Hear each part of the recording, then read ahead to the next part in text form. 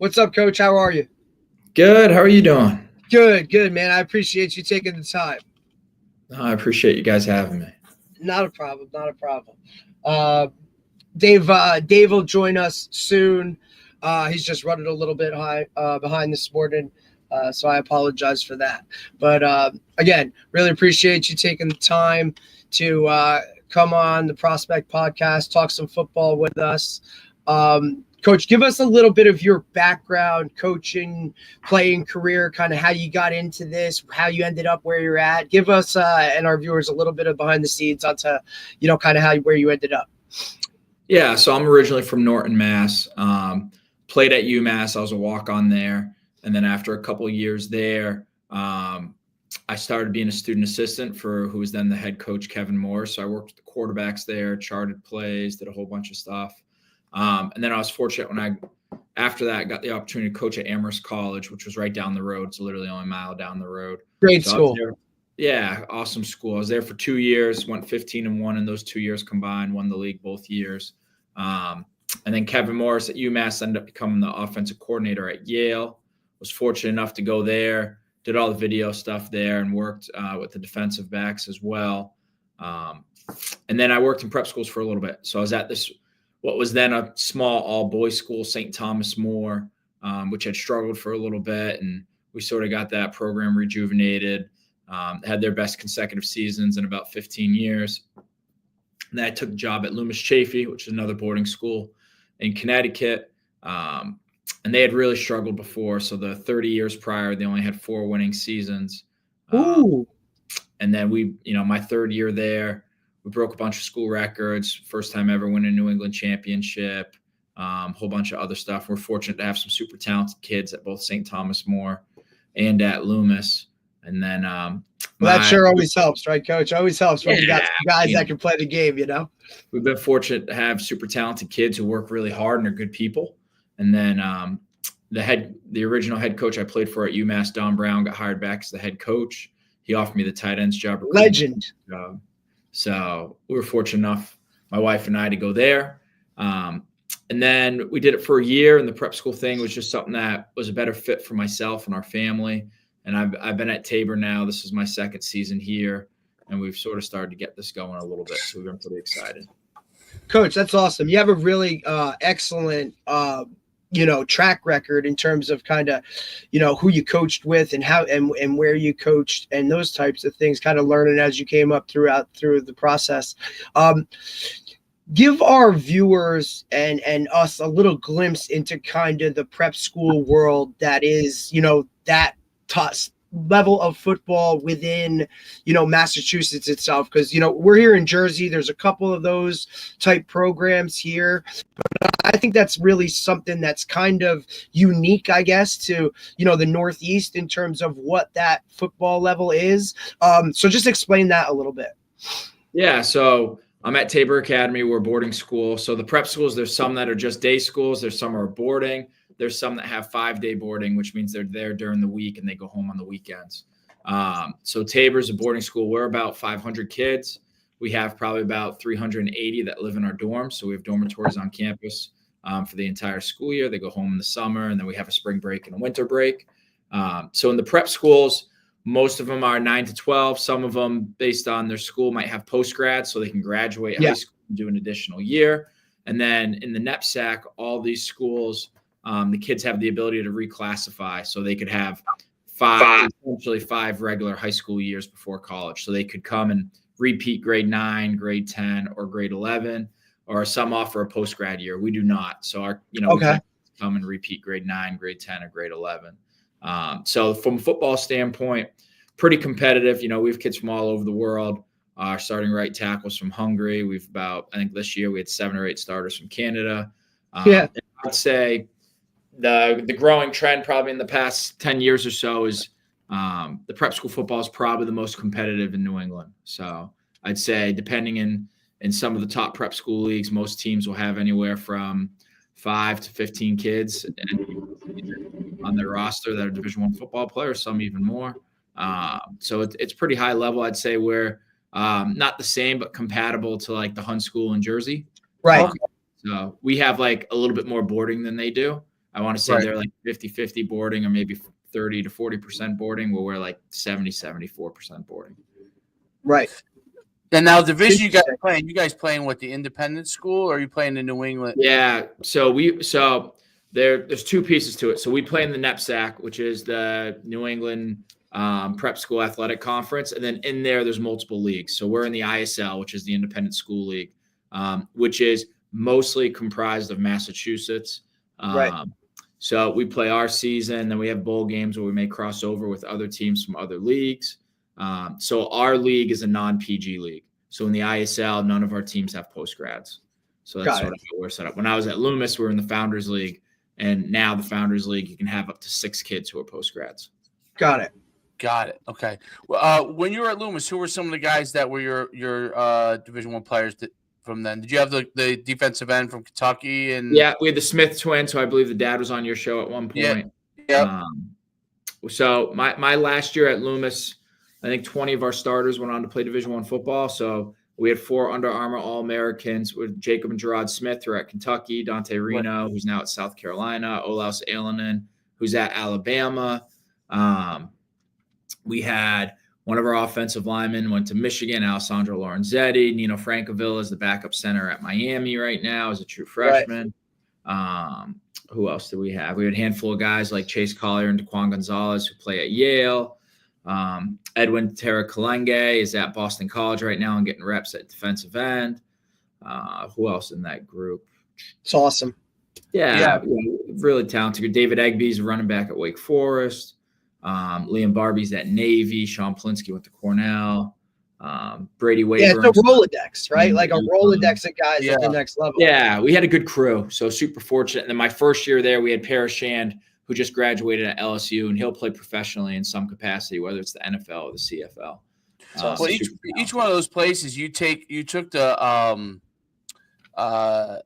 recruitment to the next level of bringing players in. Because I remember with the Smith brothers and what you were doing there at Loomis, and then now you brought that to Tabor, right? Because Tabor really they had ups and downs over the years as a program going. It's one of the most beautiful locations. We just run showcases up there for years. One of the most beautiful locations there is in probably the United States to be boarded. But it's been up and down, and what you've knowing your career, what you've brought to Tabor, you've really brought what you did at Loomis, and now you brought that over there, and really, I think you have even better situation as far as from aesthetic standpoint than you had even at Loomis, right? So, talk about how you've been able to leverage that part of it, because knowing a lot of the players that you've brought in, like it's been really incredible how you've built that up. Yeah, we've been super fortunate where I've been at 2 schools that are great schools academically, have really incredible facilities, and then I'd say like really great leadership from the top down. I think that's a really important thing. Where I say here, I think it's important we're good at football, but we're not going to do anything that gets away from our core values of having good people who work really hard, who are good students and great members of our community. But I think it's pretty important we're successful. So like if you look at Tabor, we've had like real pockets of greatness, multiple undefeated seasons in football and stuff like that. And then we joined the ISL in 2017 and hadn't had a winning season since, and the ISL is arguably, one of the best leagues in New England. And I've been here for 2 years now. We've gone 7-1 in the regular season both years. We won a New England championship this year. Great group of kids. And we've been fortunate where, we've had the ability to build like a really strong coaching staff here with some coaches who live on campus and teach science and do a great job. We have some off-campus coaches who do a phenomenal job too. And then, I've been fortunate where I've had relationships with different people, whether it's in Canada or locally in New England or things like that, where there's just a level of trust that when kids come here and play for us, they know their kids are going to get developed, they're going to get exposure, and they're going to get cared for, which I think is more important. Huge. So, we've been fortunate where I think right now we return 8 kids who have Division I offers. Our quarterback's one of I think right now all the rankings are slightly different, but he's roughly around like the number 7 quarterback in the class of 2027. And we returned probably one of the biggest offensive lines in the whole Northeast. So we have a really good group. We're super excited about them. But like the most important thing is they work hard, they care for each other, and they're good people in our community. Yeah, no doubt. And so you're talking about your coaching staff. How do you build the coaching staff when you're there? Do you stay on campus? So I know a lot of the schools you stay on campus. Do you stay on campus? Yep, I live right on campus with my wife and our 2 kids, our 2 daughters, and our dog. So we have multiple coaches who were already here before I was here, and they work here and do a great job. Then we had an off-campus coach whose son used to play here, really tough quarterback for us, captain, great player, great leader, who he was a former, Division I offensive lineman, 4-year starter captain, and he coaches our offensive line now. And then we also had our wide receivers coach was already here, who we were just fortunate where his nephew played here. He coached while he was playing, and he played at Iowa. He played at Boston College, was a prep school kid himself. And then we've been fortunate enough where we've had a couple guys who we've acquired. They decided to come volunteer and help. And then a couple new stipend guys as well. So we have other new coaches who local guys who played at BC. Our quarterbacks coach works for M2QB, which is one of the best QB training programs in the Northeast, if not the country. And he's Bridgewater State's all-time leading passer, which is right down the road from here. Our DC has worked at Miami, Florida, did a Bill Walsh internship with the Jets, was an FCS line coach. He's done a great job. And then one of my real close friends who I played high school football with, who played at Bridgewater, and was coaching at our high school that we both played at for 4 or 5 years, coaches our D-line now, and he's done a phenomenal job. So we have a real eclectic group. And then we have a retired guy who played at Stonehill as the conference player of the year there when he played there, who's in his 60s, and he decided to come and volunteer, and he's been a critical piece to our success too. That's amazing. It's awesome. Yeah, it's really interesting to hear the dynamics and the makeup of it. You have high school kids that are on campus living that life. It's so, the culture, I'm sure, is so ingrained around the program itself, right? I mean, you as the head coach live on campus with your family, right? These kids are not just players for you, but I'm sure there's a level of off the field relationship that kind of comes about with this whole process. Am I wrong in saying that, Coach? Yeah, I would say probably one of the biggest difference between boarding schools and traditional high schools is like our relationships are probably a little bit more amplified because we just spend so much more time together. So I'm on duty in the dorm like this year every Thursday night and like roughly once every 4 weekends. And I'm in the biggest dorm on campus. We have 47 boys. We probably have about 13 to 16 boys on the football team that live in the dorm with me. A bunch of them will take my dog out at night and stuff like that. And I think the relationship is very different, to me in a positive way. It matters what kids are looking for. But we just get to spend so much more time with them, and that's an important piece. And we're lucky we have coaches. Our coaching staff's a pretty eclectic group. We have 12 guys and we hit every single decade for how old they are from 20s to the 70s. So like we're pretty spread out, which I think gives us a lot of different perspectives, which I think is super important too, which helps keeps our kids grounded. But we're with our kids, a big chunk of the day and almost every day, especially since we're boarding. And I think it's an important piece. And I think, what's really important to me about being a high school football coach is that we get to help mold these kids at a very critical age of their life. And then being at a boarding school, we just get to spend more time and make maybe even a little bit bigger of an impact. On the same time, a lot of these kids help mold me. I like to think my values are probably the same from when my first year as a head coach at St. Thomas More when I was 26 or 27. But the experiences I have now with dealing with all these kids and working with them and learning from them too, they've helped me grow hopefully just as much as I've helped them. That's a pretty important piece for us. Yeah, it's a unique aspect of it that the boarding schools have. Is there a what is a typical day for like the athlete there? Yeah. In the off season, you know, I mean, I get the in season, obviously, you know, school practice, workout, you know, go back and do. But how about in the off season? What is the typical? Yeah. So our kids, the dining hall opens up right around 7 o'clock. First period right now is at 8:30. So they get up. If they didn't shower at night, they might shower in the morning. They go, they eat breakfast, they get to class. Class goes until 3:15. So the way their schedule's set up right now, there's 4 blocks that are all hour 15. And then we have a couple things in between. So like in boarding school for us, all of our faculty are advisors. So I have 4 to 7 kids that I meet with at least once a week to check in how they're doing academically, socially, emotionally. I'm their parents' point person. So like I have a 45-minute block during the week where I sit down with those kids. I have another 45-minute block. We have all school meeting and get together as a community. Every day but Wednesday, we have a half-hour block called Common Time where they can get extra help from their teachers built in our regular school day. And then when school gets out, it's mandatory for all of our kids that they do something after school. And 2 of the 3 seasons, because we're on trimesters, are what we call a team activity. So a lot of our football kids, you know, they do football in the fall. In the winter, we have a couple who wrestle, a couple play basketball. And then we offer strength and conditioning. We have a full-time strength coach. And then those activities, you know, if it's not game day, they'll end somewhere between, you know, around 5:45 at the latest typically. And then dinner goes until about 6:30, 6:45. They check back in at the dorm around 7:45. We have a version of study hall at night that slightly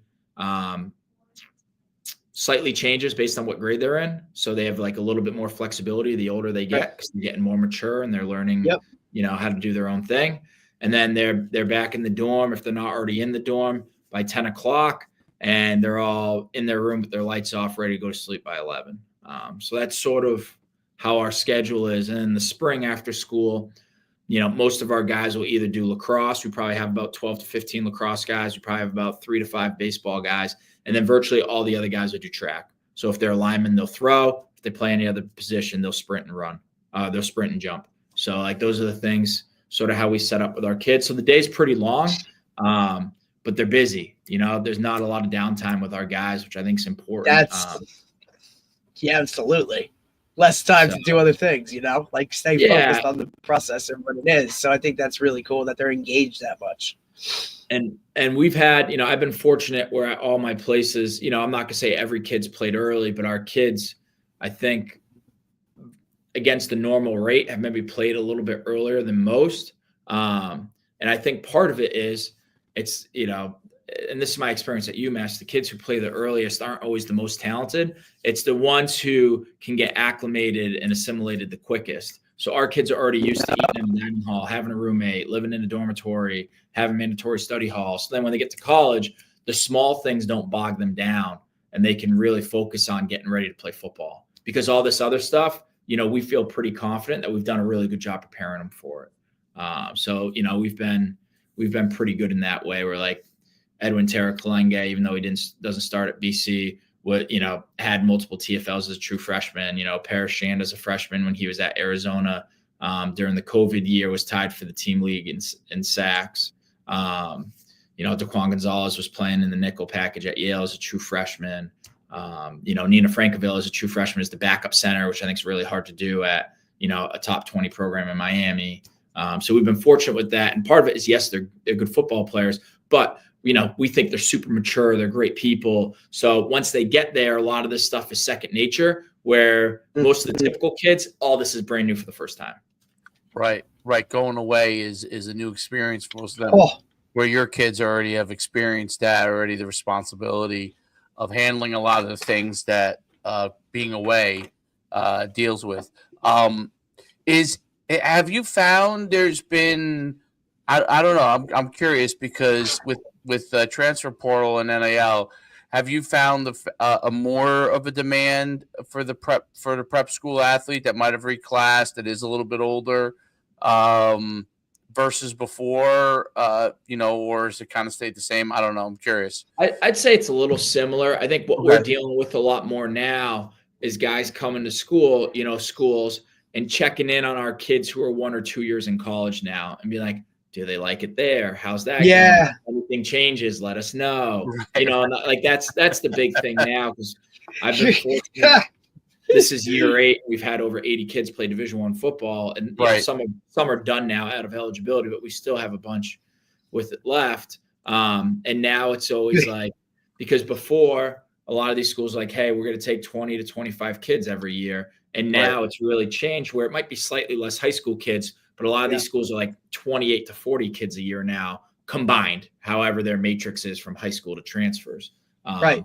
So, I think it's been a little bit more difficult for the kids who are FCS kids who are non-Ivy League, because they're not really like boggled down in the portal or the Patriot League. But like all those other kids, like those numbers have dwindled a little bit coming out of high school. Definitely. And Right. at the FBS level, it's gone down, but not as noticeable is the way I would put it. Right. So I'd say that's the biggest deal. We're fortunate here where it's like, it's not like we just have one kid every year. So we still have the same, what I would say, foot traffic as like when I was at Lewis pre-COVID. Right. But we're fortunate. We just have so many kids, that do a good job. Like right now we have, I don't know, we have 5 or 6 kids with Power 4 offers who are underclassmen who return next year. So like, if someone comes to see player A and they now get to see player B, C, and D, who might not have been high on their board, but then they see them work out here. They see how long they are, how they're built, what their frame is, and things can change. So we're fortunate enough where we can get kids exposure by the other kids in our program. And that's just been a big thing with how we've had kids go. We've had Power 5 programs from when I was at St. Thomas More that came to offer 2 kids. And then their head coach was there, who was at a top 10 college in the country. And he said, who else do you have? And I introduced the kid who was a punter. And I said, are you looking for one? He goes, I don't know. Calls the special teams coordinator, said, yes, we are. Sent him the film. 10 minutes later, he said, hey, we're interested. They scheduled an official visit for the following weekend. He ended up going to that school. They had no idea who he was before they entered. So, it's the opportunity of getting school A, B, or C in the door just to see someone else can drastically affect other kids in our program. Well, I also think it's a unique situation too, Coach. And not to cut you off, Dave, but I said, like, you're like, this isn't what most high school programs are. They don't put out this kind of guys to the next level on the regular, right? So your process of how, when coaches come into your building, this is what we're working with, right? It's a lot more. It's almost the norm for what it is for you in terms of every offseason, the process of how guys get recruited. You're constantly in it because you have guys that are, at the next level already. Whereas a lot of high school coaches really struggle with this because maybe they've had a Division III player at some point in their career, right? You're talking Power 4s, FCS on the regular, Ivy League, Patriot League. Like, you deal with it throughout. And for how much this thing changes, we go back and forth. It's insane. Most coaches have no idea how to even get some kid recruited or to work that entire process, let alone explain it to a parent, right? Now, and just so for you're so far ahead of the game when it comes to that. These kids are in such a better situation that I don't think most people really understand. And it's something that a lot of high school coaches struggle with this, right? Especially now with social media, where some college coaches don't even talk to a head coach. They talk directly to the player or to their parent or handler that we're seeing a ton now. So definitely from that perspective, you look at those types of schools or your types of schools way ahead when it comes to that. Yeah. And that's the big difference between like the New England prep school football. And then now listen, I say this to everyone. There are some unbelievable public school programs in New England. Springfield Central does a phenomenal job. Everett for since 2000 had done a really, really good job. In the Fairfield County area, there's some really good programs as well, like Darien, New Canaan. There's some public school programs that do great. At the same time, what's nice here is, we're a school of choice.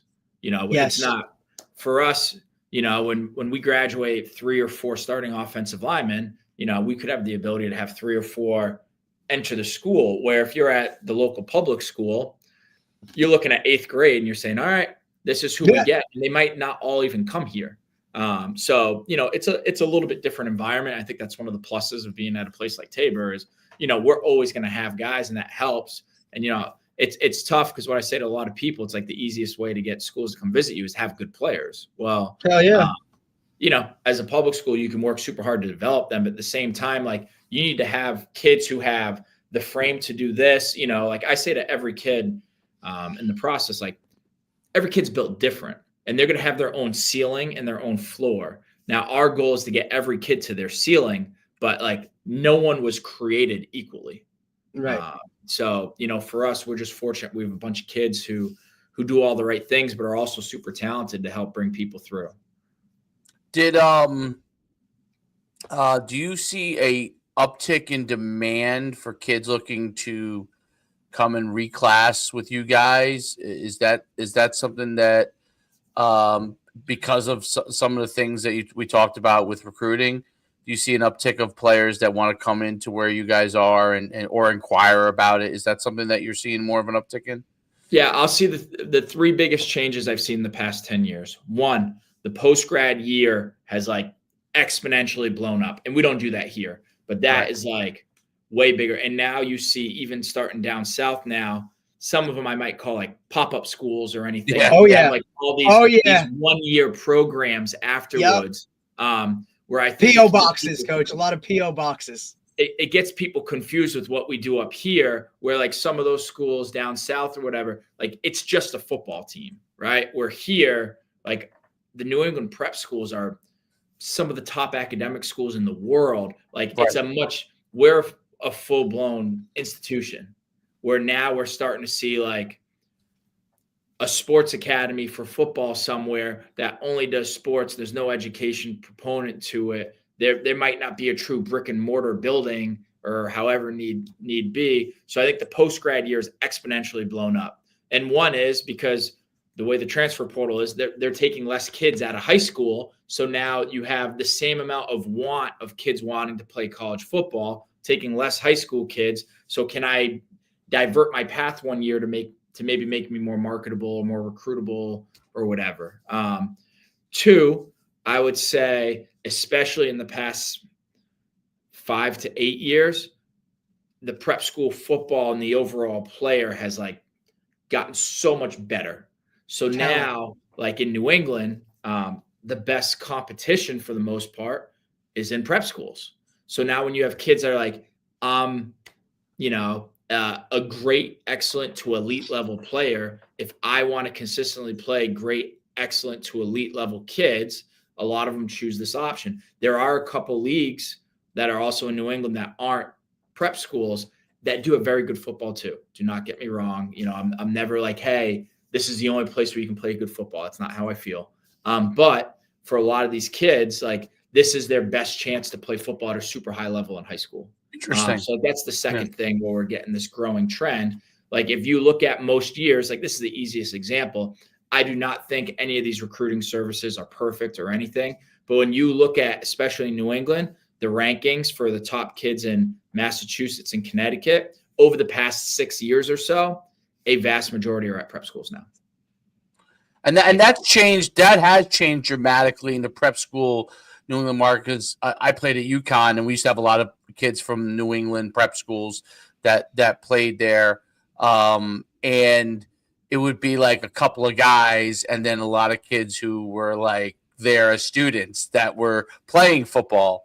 And I think that's what's changed a lot with the prep schools in New England versus how it used to be, where you used to have like, I mean, for people who don't know, like the school ties, like Maine Central Institute, would have like 1 or 2 guys, super studs. And then the rest of the team would be a lot of kids that were playing football that happened to be at the school, right? All of them were pretty good academic schools. Some were more focused on football than others. But that's kind of how it was. You would take a few, and now it's really grown where, like you said, the competition level is so much higher. And we see it with down here with the Hun School, where the Hun School is really pushed in New Jersey, has pushed the envelope there. Yeah, they've done a great job. Yeah, well, each one of them now, right, are starting to trying to figure out how to do something like what Hun School has done, and what they could figure, trying to figure out what works within their institution, right? But like Hun School in New Jersey has really done it the greatest, and to the biggest extent, much like what you guys are doing in New England, where they have, 10 guys going to really good places every single year. So I think that's really, really interesting. And I think the educational component of it as well, if someone wants to, so not just play big time football, but maybe they want to go to a high academic school. They're a really good football player. Maybe they're going to be a Division I football player, but at worst, they want to be able to go to Ivy Leagues and play, right? And be a player at that level at minimum, depending on how they develop. I think that those schools really do a phenomenal job over a lot of public schools, or even some of the Catholic institutions. Some of them are fantastic, public schools and Catholic, but there's not, as in New England, especially, the plethora of those schools are high academic. And I could reel off a million names, like the Founders League, the league that you guys are in as well. It's just a plethora of schools that have great academics, and those kids are well prepared. So even if they don't go to Ivy League, right, they go play Division I football, they go to a state school, high level ball, FBS. They're prepared for classes there. Talk about that, because people don't always understand what level of preparation academically the private schools have, like yours. Talk about that. Yeah, we're fortunate where we have one, I think, like, our academic course load here is pretty rigorous, and two, we have really good faculty who have come from great places, and then three, like, if you look at all these prep schools, like, typically a lot of them will show, like, in their school profile, maybe like their average SAT or ACT, and those scores are pretty dramatic jump from like your traditional public school or stuff like that. And I think also here, we're fortunate, we're a great school, and I think we only admit somewhere between 25 to 30% to 35% of the kids who apply every year. So like we can weed out and get like the perfect fit for Tabor. So now when you're in a classroom, you have like-minded kids who have like-minded goals, who are, self-motivated, want to learn, want to get challenged. So it also just changes the environment, which I think is super important too, where our kids, it's important they're successful. Like, it's cool to work hard. Where, I think that's a pretty important piece here. And I think that helps drive our kids. Like, we want our kids, like in our football program, we talk about our goals. And it's like to be great at everything we do. So we want to be like an elite student, an elite teammate, an elite friend, an elite community member, whether it's in the dormitory, the dining hall, the classroom, and then to work to try to be the best football player you can be. But that's like one piece out of this multi-pronged system of like what it takes to be successful here. Yeah, that's the big part that I think is once you get on the immersion, as far as from an academic standpoint, that is totally different. Talk about like your philosophy as far as development players. So as far as from an athletic side, like what are some of the things? It sounds like a lot of your kids play multiple sports in high school. That's probably one of the beauties of going there too, as well. There's not that outside pressure to have to only play your sport, where you do get that at a lot of other, if you're in a big town or whatever. And the other point too, Dave, right, is you're around like-minded guys. Like, everybody is there, and it's not so much, we're on this schedule the same, but like we're here because we all want to be here. Like, we all enjoy what we're doing here. We all have a goal in mind that's set, and it's all surrounded by that. Right. And I think that's so different when you're in a public school setting where, there might be some people that have no idea sports is even a thing, or, there's just so many of that. You have so much like for the other teams as well, Coach. So yeah, speak on that a little bit. Yeah, we don't here, I don't believe in this world in football, at least. I don't believe in this world of specialization. So we're fortunate here. And here's the best example. This year, our starting 2 corners, both of them, did not even play football last year. So, and like we won our championship bowl game and everything. One of our corners was the starting point guard on the basketball team. Didn't play last year. Now he's going to go play college football at Union. Our other starting corner had never played football in his life. He's a senior. He's a starting catcher on the baseball team. He's going to go be the catcher at, he's going to go play college baseball at UMass. So like for us, now listen, on a given year, we're not going to have 10 starters who didn't play football the year before. Don't get me wrong. But like if you're a good athlete, you want to work hard and you're going to grind, like we'll find a role for you. It might not be to start immediately, but like we'll work with you. So our kids, it's really important. Like Carter Gooden for us, who's a 4-star defensive end in the class of 26. Like, he's there's a bunch of different outlets that do like awards for our league and stuff. Like, he was New England Football Journal Defensive Player of the Year for our conference. Very talented kid. He's on the basketball team. He'll probably start on the lacrosse team. Like he plays all 3 seasons. Like that's important. Cool. All of our kids are playing at least 2, which is so cool. Well. And like, here's the thing. We have a full-time strength coach. All of our varsity teams in season lift anyways. So like missing winter strength conditioning isn't the be all end all because the basketball teams go lift twice a week. The wrestling teams go lift twice a week. And if it's that important to the kid, they'll find a way to make it work. Like that's just how I believe. So like, we're not this place that's like, hey, this is what we do in the off season. If you're not a part of it, like you can't be with us. Nah, we're trying to get every kid we can in our program.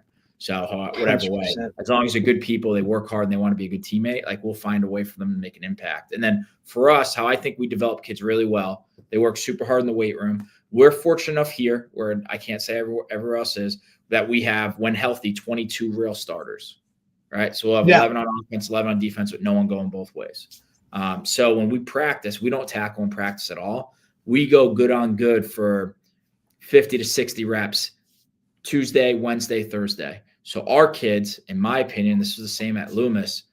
We typically play on Saturdays. Tuesday, Wednesday, Thursday might be tougher than most Saturdays for us. So we're used to playing at the speed 24/7. That's the way we shape our practice. So, like we start practice right after special teams. We put the ball in the 10. It's first and goal. And we play good versus good. Like that's how we start every single day. Then we get into what we call compete. So it might be 2-minute drill. It might be we split the box and the skill guys, and we do blitz pickup and get 15 to 22 blitz packages against our O-line and running back. Bang, we're out. And then it's one-on-ones with our skill guys. And then we go into Indy. And then what's nice is since we have 22 real starters, we do Indy, we call it primary. So like at some high schools, they may spend, hey, today's an offensive day, so we're going to do offensive. Right. We're always in primary for us for the most part. We'll get 30 minutes of true individual skill, technique, development every day with our position groups. And then we're fortunate enough, we're on our staff, we have 12 position coaches, or we have 12 coaches on our staff. So I run the offense, I don't do a position, but we have 11 position coaches. They all they're responsible is for one side of the ball. So now when they do professional development, they only have to focus on, because you see a bunch of high schools like, I'm the O-line, D-line coach. That's awesome. Here we have an O-line coach and we have a D-line coach. So now they can spend twice as much time on their craft. When we get into Indy, we split those guys into their primary. So if you think a traditional high school and they're going to say, hey, we have 25 skill guys. So when we're on offensive day, we have 25 guys doing wide receivers. We have 25 guys doing DBs. So for us in primary, we might have 12 and 13. So now they get twice the instruction, they get twice the reps, and then they're getting elite versus elite competition every single day. So we get out of Indy, then we'll do some teach stuff. We'll do full 7-on-7 skelly that we'll get reps with the 1s and the 2s. When we do scout, now we have our starters doing a vast majority of our scout. So it's tough for a lot of schools. They're trying, it's their varsity offense and they're trying to get a look at the opponent's defense. If they don't have enough guys, they have the JV guys doing it. Fine. You're not getting the same look from JV guys as varsity guys. So like we can get our guys, we think, way more prepared, way more competition. On different days, we do different team drills. So some days for us, typically on Tuesdays, we do first and second down and we do 10 to 15 competitive plays. And then typically on Thursdays, we do third down. So, and every down's different. We'll have the sticks out. It's 3rd and 2. It's 3rd and 5, 3rd and 8, 3rd and 1. It's scripted so we can get going. So we're competing our best versus our best 24/7.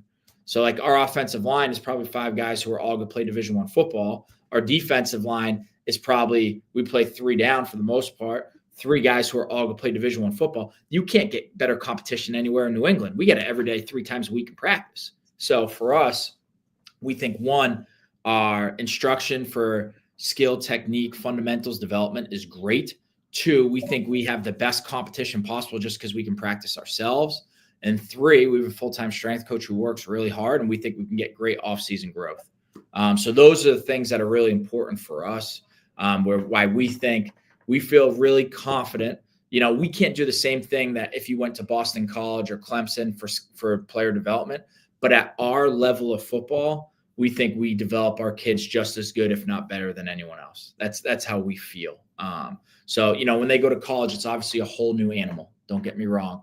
But we feel pretty good that when our guys leave here as seniors, that we're getting them to their high school ceiling. And we know that's not fully where they're going to end up, but that they're going to be as prepared as they possibly could leaving here. You're going to be a lot closer leaving Tabor than you would be at probably, I'd give it an 80% of other schools. And that's, you could talk about just the prep work that, you know, it's why you said, Coach, guys from your place play earlier, right? Look, we all went away to school. Those first couple weeks of like, oh, damn, I got to do my laundry and I got to like figure out when to eat and all. I mean, literally those types of things where, you know, you've had mom or dad or whoever doing it or helping you to be there and keep you on track. Now you can come in and focus and be there. Now you get on the field and you're going good on good all the time. I spent a year at Don Bosco Prep here, right? And that's extremely. We were good on good every day. We were 11 on this side of the ball, 11 on that side of the ball, you know, break up, watch film, defense go there, offense, you know, those types of things where you're as close to a college model as possible, right? Just to close that gap really puts your guys at an advantage. You know, yeah, I think we're fortunate. We have a good staff. Out of our 12 guys, 7 of them have at least played or coached at the Division I level in college. So it's a good group. And I'm gonna be honest, like one of our best coaches is our QB's coach. And like, he's not one of those 7. So right. We have a super experienced, a super talented group of individuals. And like it's important to know your stuff, to develop these kids. It's just as important for these kids to believe in the person coaching them. 100%. And kids see through bullshit, right, Coach? Like the kids know exactly what coach knows this shit and what coach doesn't. You know what I mean? It's just how it works. Kids are smart when it comes to that. When they have that or get that level of comfort with a coach, that the coach actually cares and is fully invested in them as a person, right? Like football is great.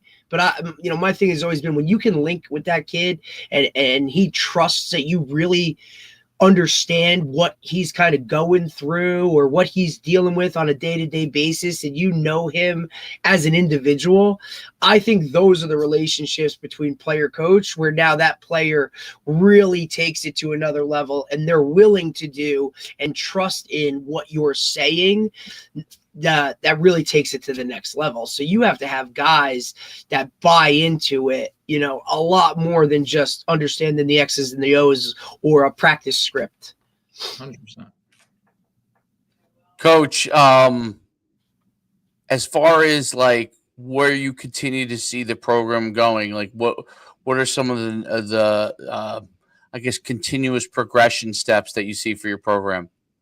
Yeah, I think when I got here, we had about 30 kids. My first year, we got to like 46. This year, we're like 58.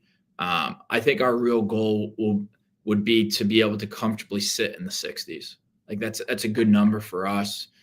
We have a good group of guys. I think we're doing a much better job of not just working with the varsity guys. We practice as one program. And the next step, you know, we have a good JV program right now. Next step is to get those guys where we feel like they're rolling at a little higher level. And then for our older guys, I think we have a good culture right now. I think we have a good group of kids.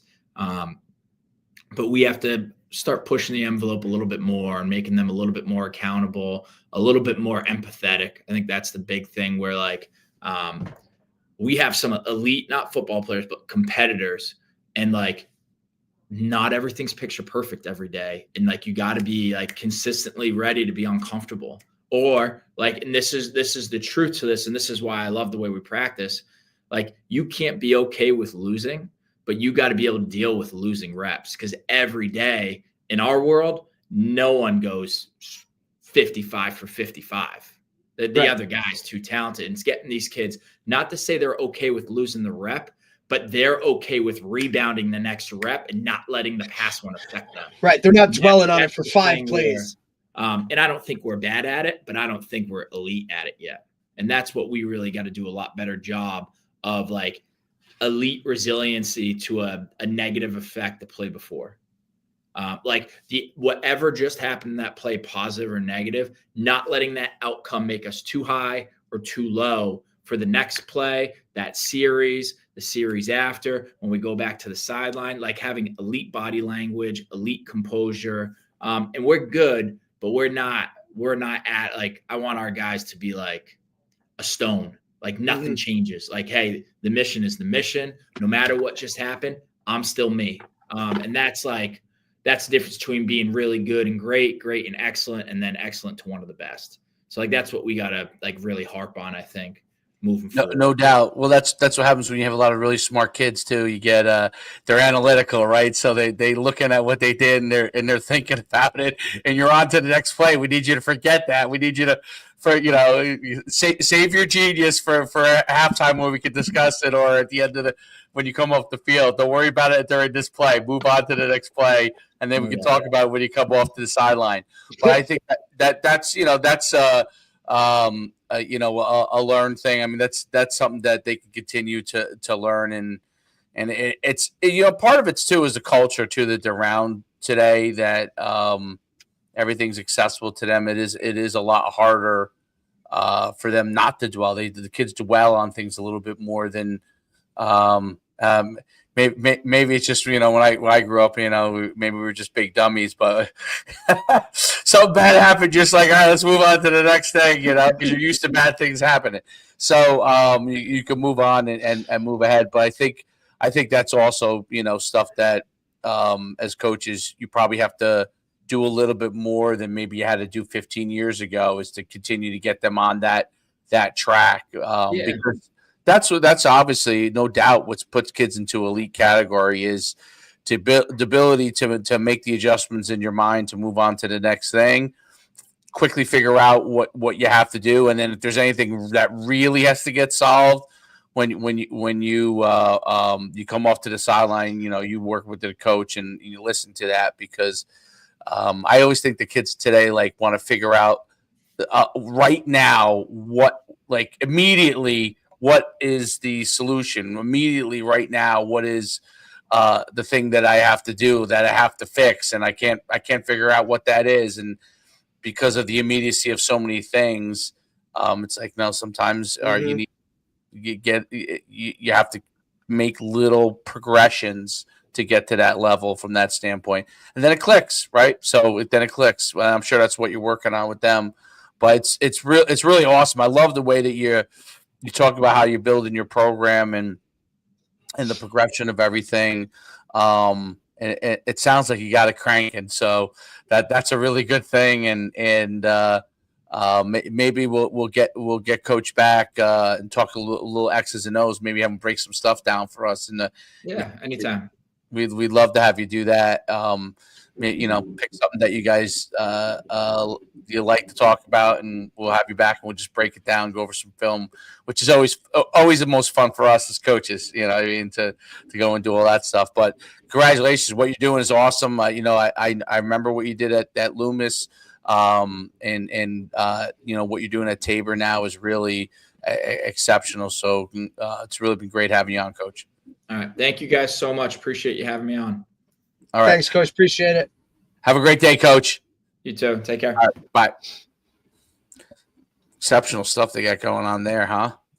I just think it's one of the reasons I wanted to get that on, him on in that world. It's just so cool.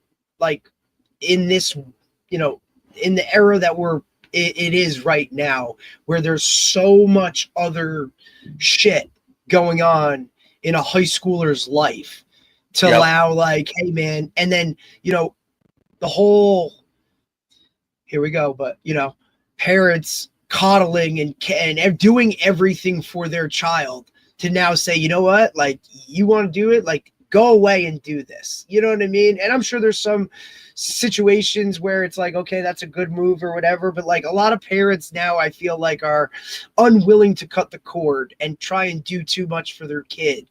And now you just see when they get in this setting and they're, around like-minded guys and people who care, right, on and off the field, that level of maturity is still, you still have the ability to get that at a high school level, right? And, like you said, those guys play early when they leave. And hell yeah, it's because they are conditioned and programmed and have been a part of it, on and off the field for 4 years already before they get to college. Like, they're good to go. Like, I could do my laundry. I know what it's like to like wake up to an alarm and go get breakfast and do that shit, where, mom, is breakfast ready? Make sure you get up. Hey, you got a shower, like, all of that shit. They do great. I think I think that's what these prep schools do a great job of. It's just so cool. I think it's so cool. And I guess it's maybe because like guys like us that were all in all the time, to be around that all the time. Like, oh man, dude, like I would have just loved to be a part of it. And then you throw the academics on top of it, dude, like guarantee out of those 500 kids in the school, whether majority, I'm sure, get scholarships to go play sports. But I bet, like, if you're looking at the academia of it, like what schools they're going to, I mean, Ivy Leagues, like the highest level of academics. I'm certain of that. I'm certain of that. Like, you want to talk about class rank at a school, buddy? Like, here you go. Because if some of these guys were back where they should be going, right? Like they're whatever, they're a top 5, like, or if not the number 1 kid in their class. Here they could be 25, 30, right? Just because of the array of what's around them. And obviously Coach has been in that world, right? So he knows how to run a prep school program. It's interesting how in recruiting that there's been a huge uptick on those players getting recruited. That's changed tremendously over the last 15 years and definitely over the last 30. Definitely. But I mean, you're thinking at it like this too, right? Grad thing. It used to be like, if I were to guess, just thinking off the top of my head, most of our UConn guys that were from those post-grads. They had almost all of them must have been post-grad. But I'll tell you, like, you look at now. But now the reclassing thing is a big thing. Well, right? But I also think, like, you look at it and you're saying, look, there is so much pressure to win now, right?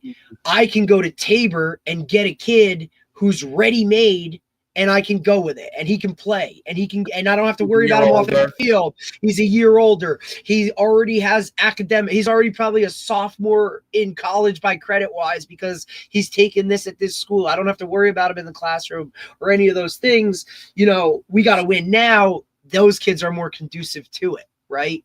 Rather than, hey, I'm going to take this kid and I know he's going to be a project and I'm going to have to work with them. And, maybe he's still a little immature or whatnot. Like, you're going to these schools up there and it's like, hey, here you go. Ready-made, ready to rock. No doubt. No doubt. I mean, that's the biggest difference.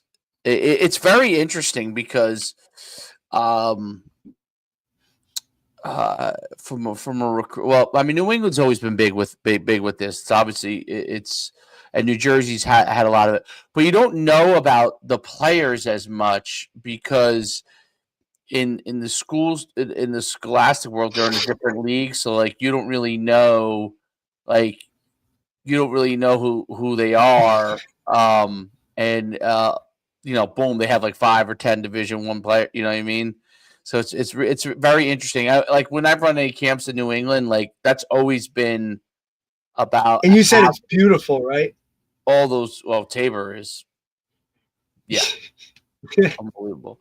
But I mean, a lot of them are though. I mean, a lot. It's not right. Well, I mean, look, you got the water. Look, buddy. if I'm What it looks like? sending, Oh, no, I haven't, but I said, like, you think about it too. I'll Like, show look, it if to you. I'm I'm sending gonna give you a my, quick. but think about it. If my kid's going to be going somewhere and living somewhere, right? Well, I want to make sure little Johnny is in a nice spot, dude. Or, hey, I mean, he talked about international. You're going to send your kid from Canada to a place that, like, looks a certain way or whatever. Like, oh, man, I'm sure every shower has hot water. You know what I'm saying? Like, we're not talking, we're talking probably something that, probably better than some colleges. You know what I mean? No, it definitely is better than some college. It's I'm trying to get you like it's amazing. I'll look at it. I mean, Yeah, here we hell. go. Oh, Here we yeah, go. I see it. Okay. If that's not New England, I don't know what it is. It's on the water. Yeah, it's gorgeous. Oh, Yeah. yeah, look at this aerial view of it. Oh, yeah, campus landscaping. Yeah, looks pretty nice. Oh, sure. Oh, yeah. Let me just, how do I get to the game? Pull my boat up? Like, it's funny because we grew up, like Yeah. Oh, yeah, we know. we went to like our town, our town school, right? But if you think back in retrospect for us, like at least me and you, like I would have never known anything about this ever. My parents wouldn't have had the money to do it. Even if they were giving me a 50% scholarship or 75% scholarship, they still wouldn't have the money. Biggest thing for but for my town, it was he's gonna go to Del Barton, and that was like whoa, you know what I mean? Like that's a big deal. That's a big deal in where you 100%. are. But I listen, it's just that component. This is like Del Barton on steroids. You know what I mean? It's just crazy. I'm telling you, I just think that component of living away from home. Think about it. How old are you when you finish 8th grade? I mean, it's always intrigued me. You know what I mean? Like it's the coolest. I'm sorry. Like, and look, you can, and I'm sure there are parents that look at this and say, "Yeah, that's great. Just send your kid away, like to whatever." But if that's gonna, like, if your kid I and you would think just you're buy a house nearby, I would do like it's like look like we see some people that have sent their kids to like IMG or something, right? And then hey, I got an apartment down there. I mean, look at that. I know it's incredible. It's on what was that on the bay? It looks like. Yeah, I'm sure. Well, let's see. It's Mass, right? So, I mean, yeah, it's on the bay because the ocean's out there a little bit. So, and like I said, I like when he broke down, like when he broke down like a typical day. You know what I mean? Like they're all. Oh yeah, you come on, dude. I'm sure that crew team. I'm sure their road team is great. I'm sure their crew team has got it, dude. I mean, look, it literally says "School by the Sea." You know what I mean? Like, I like. Come on, man. Now I wonder, and I'd like to get his take on that. I wonder if he would ever go and start to play like national games, right? Like I wonder if he would schedule an out-of-state game against somebody. Yeah, I was thinking that because I was thinking, how would they do against Hun's school? Well, Hun is post-grad, right? Hun is post-grad, so they wouldn't be able to play them, I guess. Is that well, I guess maybe you could and say, hey, those post-grads can't play. You know what I'm saying? You could probably do something like that. Say, sorry, coach. Or like, look, I would love to like could you imagine them going and playing, Mike at Heritage or something of that nature? Like you want to talk about two different sides of the spectrum in terms of like look, either way we're looking at it, both sides of this are going to have power 4 guys and multiple, right? But how does it balance out when it comes to the actual football? Heritage have too much speed. That's why I get that, but I'm saying I would love to see. From a New England standpoint, I would my guess would be that. Like I don't think he would venture further than the DMV. I just think speed would become always. I bet you he could go bang around with like an Ohio team. I bet you he could buy like a St. Ed's or a St. Ignatius, one of those. Go bang around with those guys from Ohio for a little bit. Yeah, I don't know. I'm not sure. I don't know. It's just so intriguing, dude. Like I wonder, like when he's hanging around the door, right? He said he had 8 Division I guys on his team. Listen, if I were right, like that guy, like right out of college, like dude, I'm gonna go take a job at Tabor. Okay, you're gonna give me housing because I'm gonna live in the dorms with the guys, with the players, right? Coach up a high level of ball every single year, right? Maybe teach some classes. Like, dude, what a talk about a life. Live in Massachusetts. Nice life, like, I think. Yeah, I think that's holy hell. And then when I get a family, sure, I'll just go find another prep school. You're going to give me a house on campus. And like you said, I'll have my corner, walk my dog every night, right? And the next night it could be the middle linebacker because I know he's a really nice kid from friggin' Montreal or something. And then eventually, he's going to get out. He's going to graduate from college. He's going to be making way more than I am, dude. And you know what? Here we go. Like, what a cool setting, though. But like you said, that's something that's very unique to that area of the country. I don't think you have many boarding schools or this type of setup outside of New England, right? Right. Right. No, that's a. I'm just looking up. So his. Let's see here. And I am sure his that 2027 quarterback, is that the kid he was talking about? 2027. He's like the 7th overall in the country. 4-star Peter Bork. And then, I mean, I would love to know what it's like admissions wise to get in. Belichick offered him. It's cute. Yeah, I don't know. I'm not sure. I mean, I don't know how much, we didn't dive into it, but I would be curious how much they start. So Jason Silva, I know that name. Yeah, that's him. That he must be related to. Going to UConn, linebacker, 6'2". There you go. Oh no, wait. I'm sorry. No, I do know that name because he came to my camps. It's an old guy.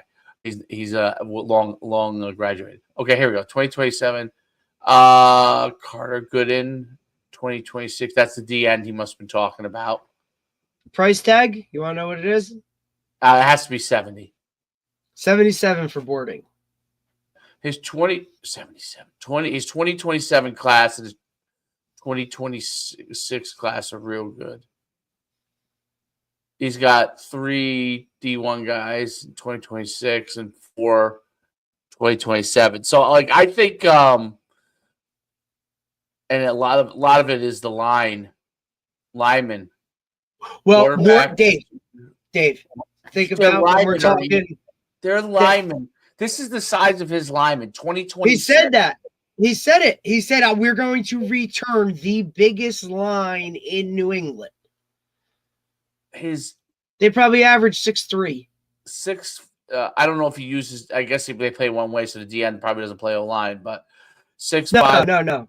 6'5", 255, 6'4", 280. This is the guys who are getting recruited. 6'8", 290, 6'8", 310. And they're probably the center of the basketball team. How far is this place? Let's take a ride. Someone camps there. Is it all boys? I don't think. No, I think it's both. Okay, Avery. It's. Daddy better start spending. Better start saving his money. Oh yeah, I mean, if my kid went to a school like that, I would just sell my house and move to a town, the town next to it or something, just so he has I wouldn't want him, 5 hours. Sorry, 4 hours 50. Yeah, it's 5 hours. Nice. But everything is done for you. I would just have to, I'd buy a place in Newport. Yeah. Once I hit the lottery. There you go.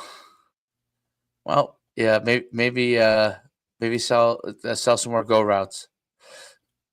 You should tell them that you recommended me. I'll tell them. You're gonna be blown away, dude.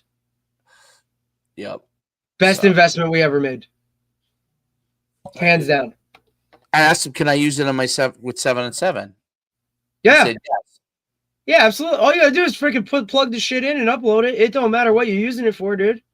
Yeah, I was thinking like I could It's literally the same as having a wristband on your wrist, Dave. Only you like, can now upload one to literally- one to one to one. Bang, bang, bang, bang, bang. I was literally thinking like, You do it from your phone. exactly. You don't need a binder with cards. You don't need an iPad for whatever, dude. You got your phone. Here you go, next play. Here you go, next play. Here you go, next play. It's an app on my phone. Charges wear out though. What's that? If you're at a tournament, like would charges wear out? Like would Dude, they carry a long. I mean, look, we would think we've been out there for at least 3.5 hours, maybe 4 hours, dude. And when I plug them back in, they're still at 60%. Oh, okay. I mean, yeah, I'm sure that would be a question in terms of like shit if we're here all day, like at this tourney or whatever. But dude, it's just like finding a charger for your phone. Like, hey, we're off this game. Go sit in the car and charge the go route. Yeah, exactly. Charge all the go routes. Yeah, exactly. Cool. All right. Well, tomorrow we have anything? No, AC clinic. I'll be down at Glacier. You're going to Glaze. You're going to Glaze. Yeah, I actually have some good speakers. So. Okay, cool. Next week we have Tuesday. We're doing punt breakdown with Coach Rendau is coming back on, and Wednesday we have Nascimento from St. Joe's Montmail, offensive line coach coming up. Nascimento used to be the head coach at Weehawken. Yep, Cincinnati played at Cincinnati. Yeah, I know. used to be at DePaul. Yeah, you know him. Of course, coach. So we'll talk a little Coach Hoffman and St. Joe's and how their roster is a lot of South Jersey guys. Oh, guys from everywhere. Really, that's really what's unique about it. Guys from everywhere. And they're not a boarding school, ladies and gentlemen. They are not a boarding school. I don't know how they must have created some. They may have a couple apartments nearby or something, but I don't know. So it is what it is. Good for them. Hey, Rock. Hey, good for them. That Jumpman logo looks pretty damn good on that uniform. Well, the Jumpman's going away. Do you know that, right? Yeah. That's going to be gone, Jumpman. Yep. Well, I don't think Bill down at UNC likes it too much either. I don't think he's really like a big fan of that whole whatever world. But I don't think he really, down at UNC. You mean Belichick and them? Yeah. Interesting. All right. Well, let's get off, and we'll see you guys on Tuesday.